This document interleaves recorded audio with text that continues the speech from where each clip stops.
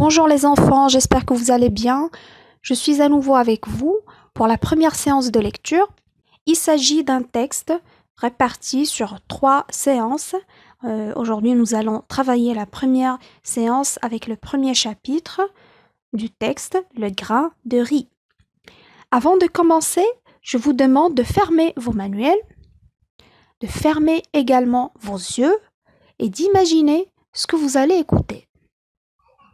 Alors, je commence par une lecture magistrale. Comme je vous ai demandé, fermez les yeux et écoutez. Le grain de riz, épisode 1. Il était une fois un jeune homme qui était très pauvre. C'était le 31 décembre, le dernier jour de l'année, et d'habitude, ce jour-là, on fait un bon repas. Il s'est dit: qu'est-ce que je vais bien pouvoir manger? Qu'est-ce que j'ai dans ma cuisine? Il va dans la cuisine. Il ne lui restait plus rien. Pas de pommes de terre, pas de spaghettis, pas de couscous, pas de haricots, pas de lentilles, pas de pain, pas de sucre, pas de chocolat, pas de lait, rien, rien, rien. Il avait une vieille table en bois. Il tire le tiroir de la table et là, qu'est-ce qu'il trouve coincé dans une fente de tiroir? Un grain de riz. Il se dit: je vais manger ce grain de riz. Ça vaut mieux de manger un grain de riz que de ne rien manger du tout. Je vais le faire cuire. Ça me fera passer le temps et puis, quand il sera cuit, je le sucerai lentement, lentement. Mais pour faire cuire son grain de riz, il lui fallait une casserole. Il était tellement pauvre qu'il n'avait plus de casserole. Il avait déjà vendu toute sa vaisselle.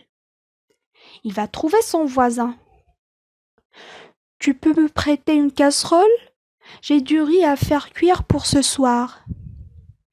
D'accord, dit son voisin. Je te passe une casserole. Laquelle veux-tu? La petite ou la grande? Moi, on m'a dit que pour faire cuire le riz, pour qu'il ne colle pas, pour qu'il n'attache pas, il faut le faire cuire dans beaucoup d'eau. Donnez-moi donc la grande casserole. Le voisin se dit: il doit avoir beaucoup de riz. Moi, j'ai la flemme de me faire à manger ce soir. Je viendrai bien manger avec lui. D'accord, je te prête la casserole, mais ce soir, je viens manger avec toi. D'accord, quand il y en a pour un, il y en a pour deux. Pour faire cuire le riz, il fallait mettre de l'eau dans la casserole.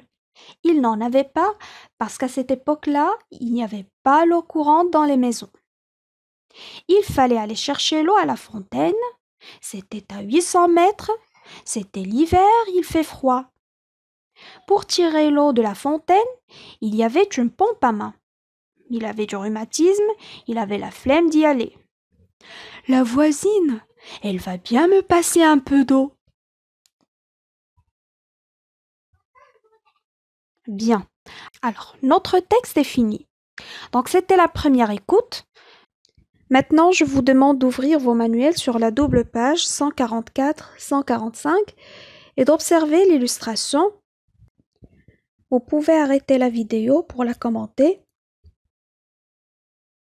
Elle représente un jeune homme assis devant une table. Il a l'air triste et pensif. Il s'accoude sur la longue et vieille table en regardant tristement le grain de riz. Sur le côté gauche de la table, on voit le tiroir ouvert et vide. Il est peut-être triste parce qu'il est pauvre, il n'a rien à manger, peut-être aussi parce qu'il est assis seul dans sa chambre, dans sa maison, sous la lumière de la lampe au-dessus de sa tête. Je vous pose maintenant la question: à quelle partie du récit correspond l'illustration? C'est-à-dire, elle représente quelle partie de l'histoire? Arrêtez la vidéo pour répondre. L'illustration correspond à la partie où le personnage, c'est-à-dire le jeune homme, avait cherché dans le tiroir. Bien sûr, il était en train de chercher quelque chose à manger. Alors, il avait cherché dans le tiroir et il n'a trouvé que le grain de riz.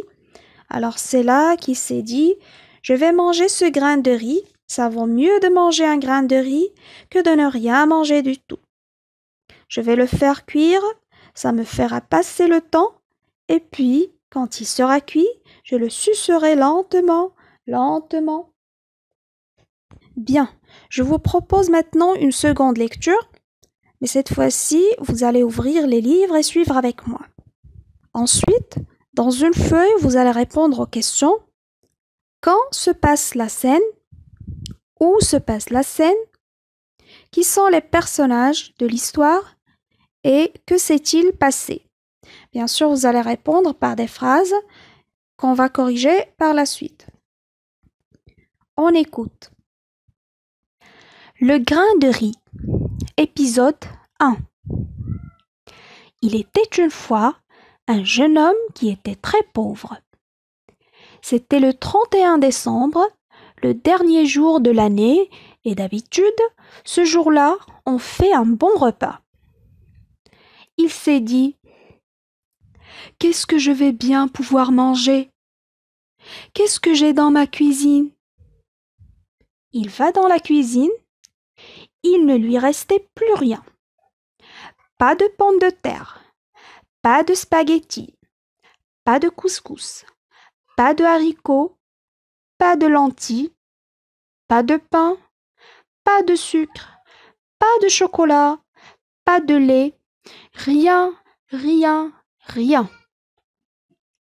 Il avait une vieille table en bois.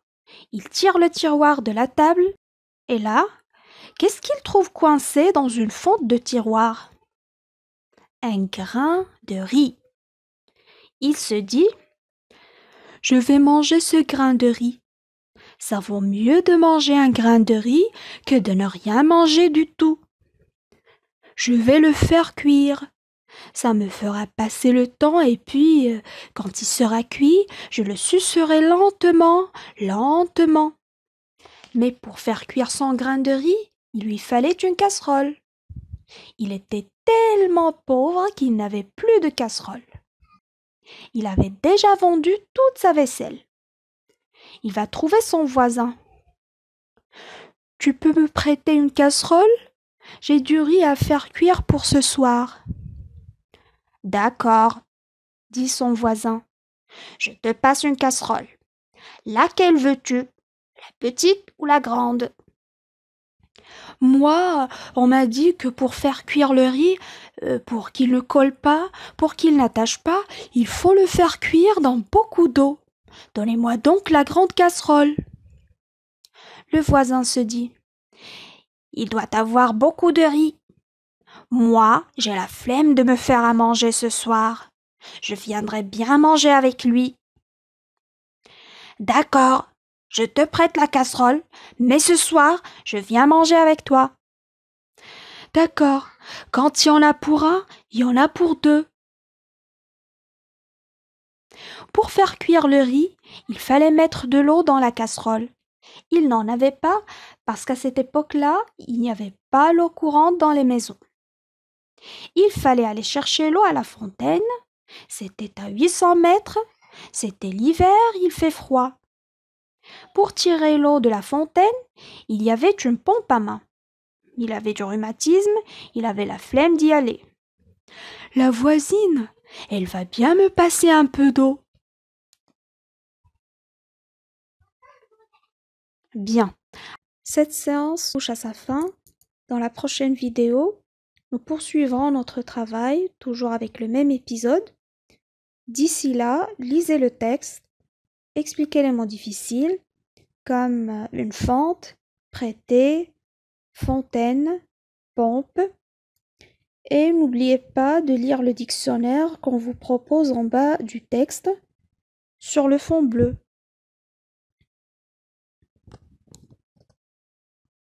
Au revoir.